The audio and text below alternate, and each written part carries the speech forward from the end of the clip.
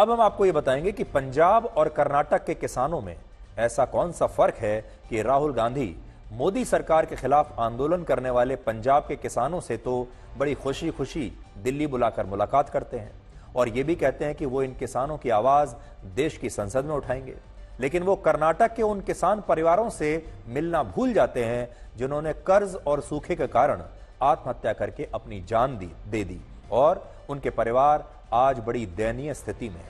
यानी इस देश में किसानों के बीच भी अब एक तरीके से भेदभाव होने लगा है। किस किसान की बात सुनी जाएगी, किसकी नहीं सुनी जाएगी, किस किसान की बात में कितना वजन है, यह अब राजनीति पर निर्भर होने लगा है।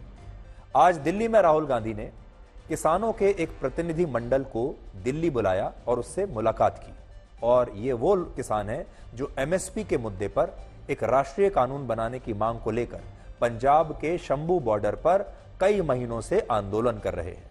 कांग्रेस का कहना है कि इस प्रतिनिधि मंडल में कुल मिलाकर 12 किसान थे जो पंजाब, हरियाणा, उत्तर प्रदेश, तेलंगाना, तमिलनाडु और कर्नाटक से आए थे, लेकिन इन किसानों की मांग वही थी जिसके लिए पिछले 5 महीनों से पंजाब के शंभू बॉर्डर पर किसानों का आंदोलन चल रहा है और वो मांग है एमएसपी को देश में लीगल गारंटी देने की मांग, जिस पर राहुल गांधी ने कहा है कि वो इन किसानों के साथ डटकर खड़े रहेंगे।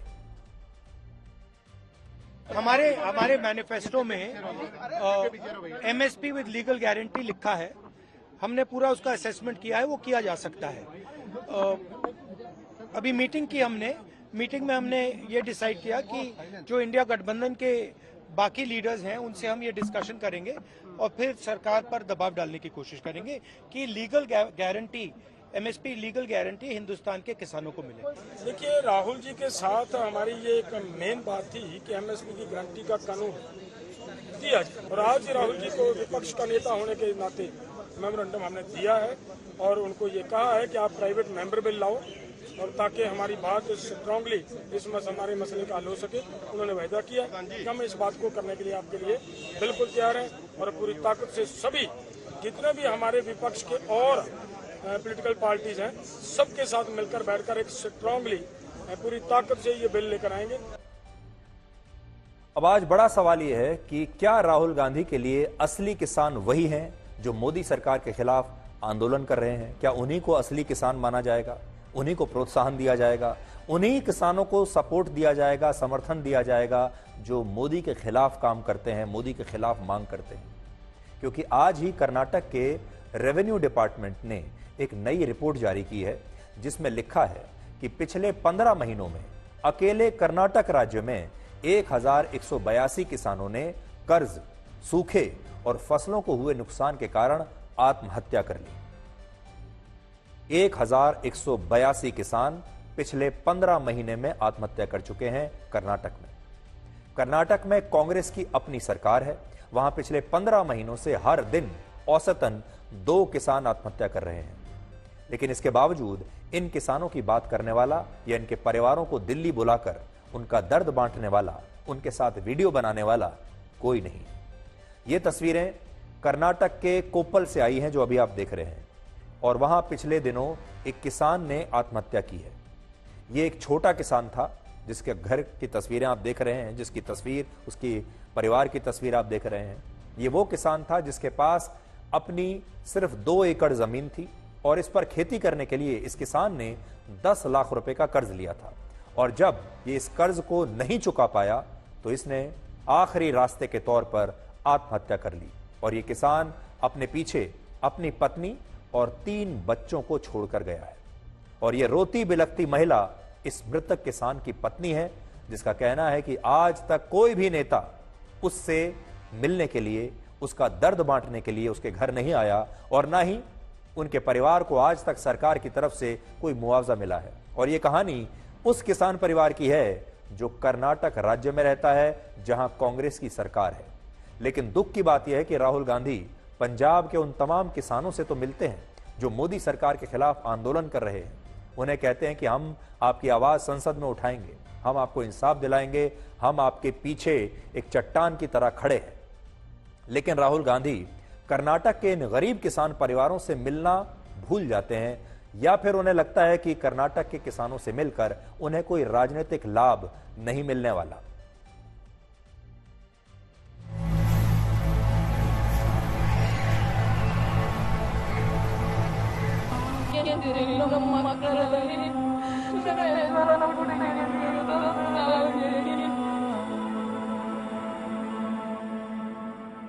हमारे पास 2 एकड़ जमीन थी। हमें बहुत नुकसान हुआ। हमने कई तरह की खेती की, लेकिन हर खेती में नुकसान हुआ। मेरे 3 बच्चे हैं और पति दिव्यांग थे। हमने अपनी एक बेटी की शादी की, जिसके बाद हम पर कर्ज हो गया और यही मेरे पति की मौत का कारण बना। हमारे ऊपर 10 लाख रुपए का कर्ज था। बैंक ने हमसे सब कुछ छीन लिया। वो इस कर्ज की वजह से बहुत परेशान थे, कुछ खाते नहीं थे। हमें कुछ नहीं सूझ रहा था कि आखिर क्या करें। कर्जदार घर पर आ रहे थे, लिहाजा उन्होंने मरने का फैसला लिया और जहर खा लिया। सरकार ने मुआवजे का ऐलान किया था। 3 महीने हो चुके हैं, अभी तक सरकार की तरफ से कोई मदद नहीं मिली। आज तक के संवाददाता और आज तक की टीम इस किसान के घर पहुंचे, जो कि तस्वीरें आप देख रहे हैं। हमने इस किसान के परिवार से मुलाकात की, उनकी बात सुनी, उनका वीडियो बनाया और ये वीडियो आज आप अपने स्क्रीन पर देख रहे हैं। आपको नहीं लगता कि ये वीडियो असल में राहुल गांधी को बनाना चाहिए था?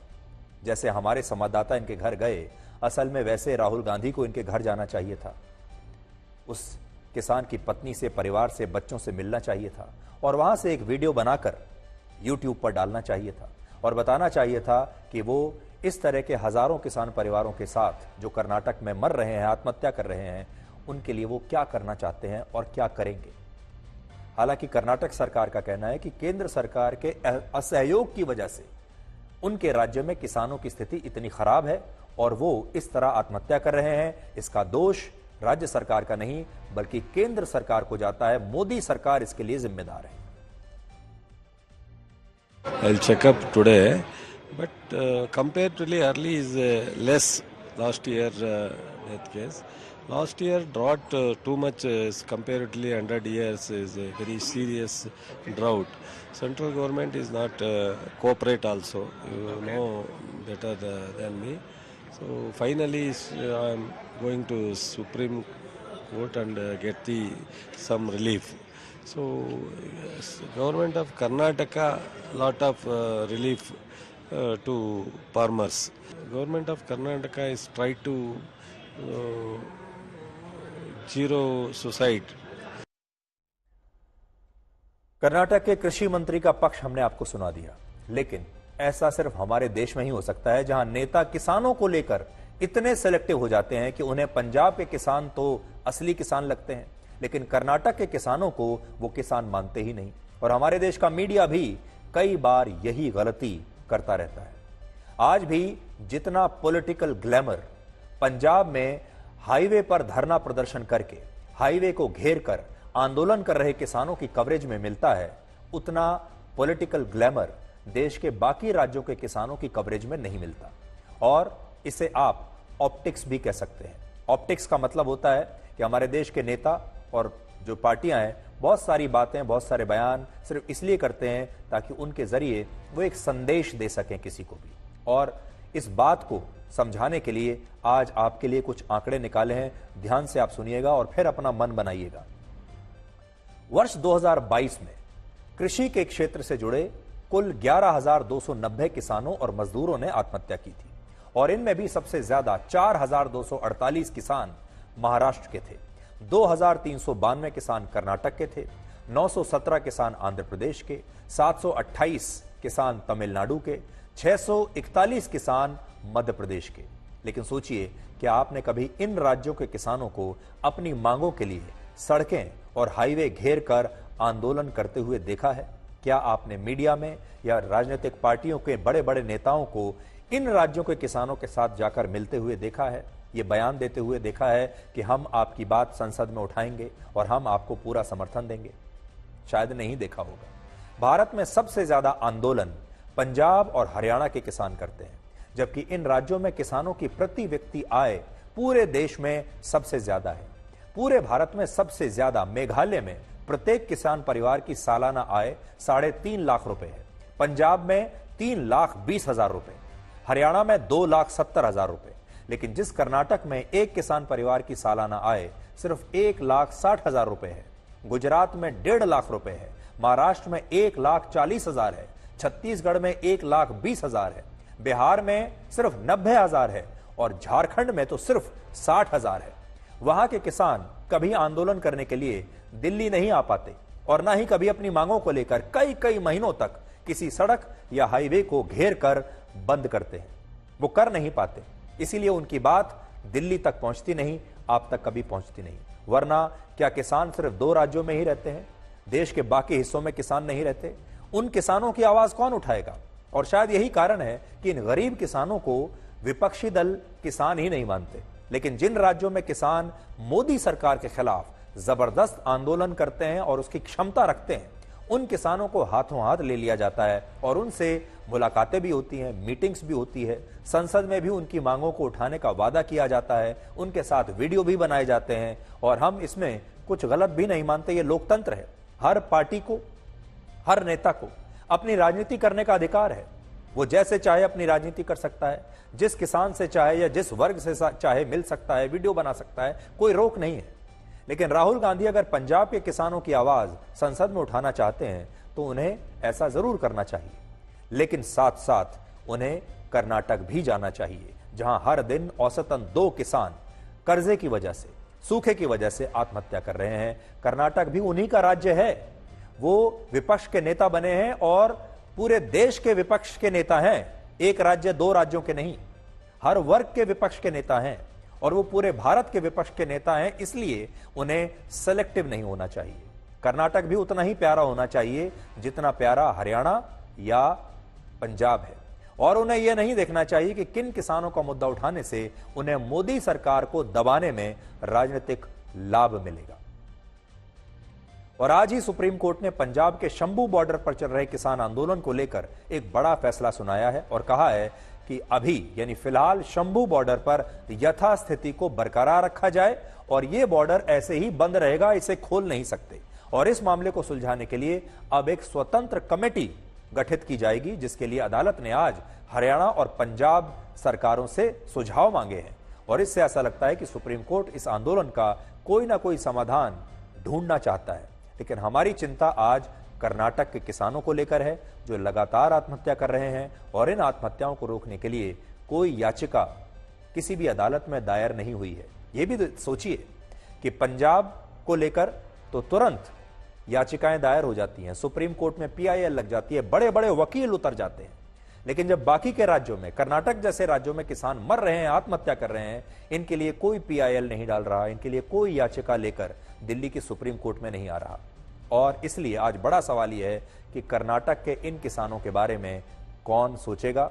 और इसीलिए राहुल गांधी से आज हमारी विनम्र विनती यही है कि उन्हें कर्नाटक के इन किसानों के घरों में जाना चाहिए, परिवारों से मिलना चाहिए, वहां भी अपना एक वीडियो बनाना चाहिए और फिर YouTube पर डालकर, सोशल मीडिया पर डालकर पूरे देश के लोगों को बताना चाहिए कि ये किसान क्या कह रहे हैं। एक और पॉइंट है, आज बड़ी बहस इस बात पर चल रही है, असली किसान है कौन? क्या असली किसान वही है जो हाईवे को ब्लॉक करके पंजाब हरियाणा की सीमा पर या दिल्ली की सीमा पर महीनों महीनों हाईवे को ब्लॉक कर कर वहां धरना प्रदर्शन करते हैं, जिनके पास पैसा है, जिनके पास ताकत है और जो मीडिया में 24 घंटे छाए रहते हैं? क्या वही असली किसान है? असल में किसान कौन होता है?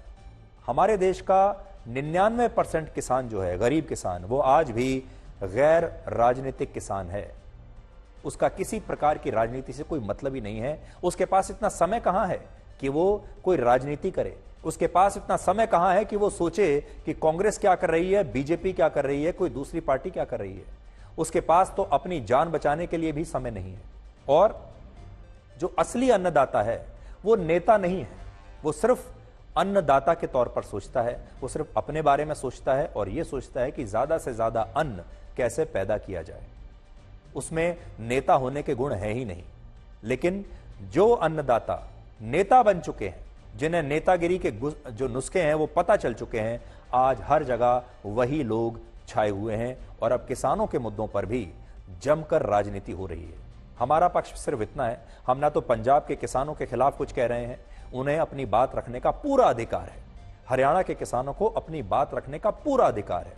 हम बस ये चाहते हैं कि जो देश के बाकी के राज्यों के किसान हैं उन्हें भी अपने साथ ले लीजिए और उनके हक की भी बात आप सबको करनी चाहिए।